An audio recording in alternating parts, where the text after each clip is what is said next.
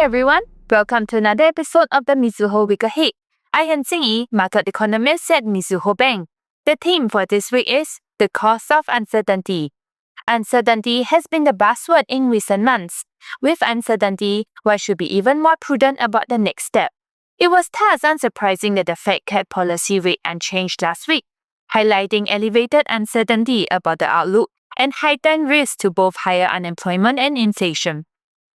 Fed Chair Powell further signaled that the Fed was not in a hurry to adjust rates, as labor market conditions were broadly in balance and wages weren't expected to be a significant source of inflation.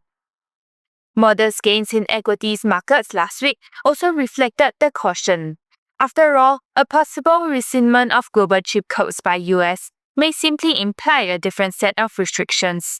More tariffs could still come, with Trump announcing 100% levies on foreign-made films, while actual progress in trade talks between US and UK was more of a framework instead of specific details affording partial relief. That the devil is in the details was clearly evident in this week's equities rally after US agreed to lower tariffs on China's products to 30% from 145% for 3 months, and China reducing tariffs on US goods to 10% and removing restrictions related to rare earths. This compares to a much more muted reaction, with US and China agreeing to talk last week. After all, apprehension still persisted, given a long-drawn process of trade negotiations with much variability, which extends beyond goods. Regardless, CBC had to clarify that US-Taiwan trade discussions did not involve FX following Taiwan dollar's 8% surge last week. Amid all the uncertainty, an easing bias was prominent last week.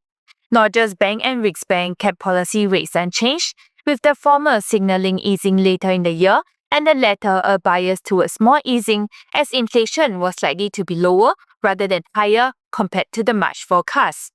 Meanwhile, Bank of England's decision to ease by 25 basis points was a divided one, with members voting to the ratio of 5 for a cut, 2 for a 50 basis points cut, and 2 for the whole vote. Governor Bailey reiterated preference for a gradual and careful approach.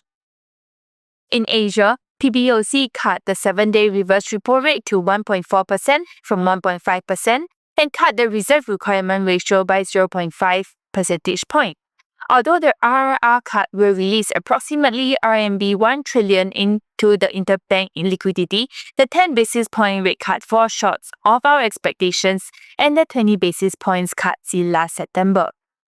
Vietnam's hold was a dovish one, as it removed the characterization of monetary policy as remaining supportive of the economy, which was in the March statement, noting growth risk.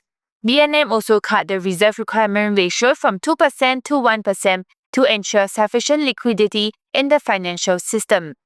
Meanwhile, BSP signaled further easing ahead after inflation slowed to 1.4% year-on-year, the lowest level since 2019, while noting a more challenging external environment.